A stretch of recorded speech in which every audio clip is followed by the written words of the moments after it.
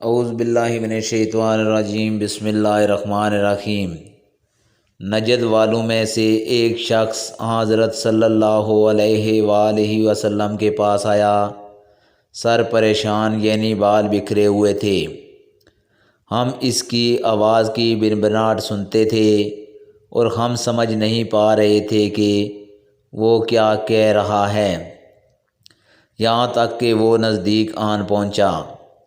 جب معلوم ہوا کہ وہ اسلام کے بارے میں پوچھ رہا ہے، حضرت صلی اللہ علیہ وآلہ وسلم نے فرمایا کہ اسلام دن رات میں 5 نمازیں پڑھنا ہے۔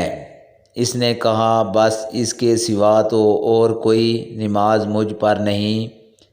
آپ نے فرمایا، نہیں، مگر تو نفل پڑھے تو اور بات ہے۔ حضرت صلی اللہ علیہ وآلہ وسلم نے فرمایا، اور رمضان کے روزے رکھنا۔ اس نے کہا، اور تو کوئی روزہ مجھ پر نہیں ہے۔ آپ صلی اللہ علیہ وآلہ وسلم نے فرمایا، نہیں، مگر تو نفل روزے رکھے تو اور بات ہے۔ طلحہ نے کہا، اور حضرت صلی اللہ علیہ وآلہ وسلم نے اس سے زکوٰۃ کا بیان کیا۔ وہ کہنے لگا کہ بس اور کوئی صدقہ مجھ پر نہیں ہے۔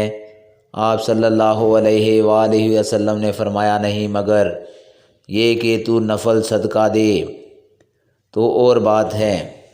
راوی نے کہا، پھر وہ شخص پیٹھ موڑ کر چلا، یوں کہتا جاتا تھا، قسم خدا کی میں نہ اس سے بڑھوں گا اور نہ گھٹوں گا۔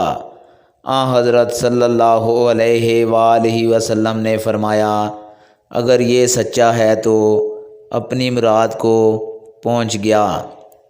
صحیح بخاری حدیث نمبر 46۔ آج کی ویڈیو دوستو اتنی، اگلی ویڈیو میں آپ لوگوں سے ملاقات ہوگی، تب تک کے لیے اجازت دیجیے۔ اللہ حافظ۔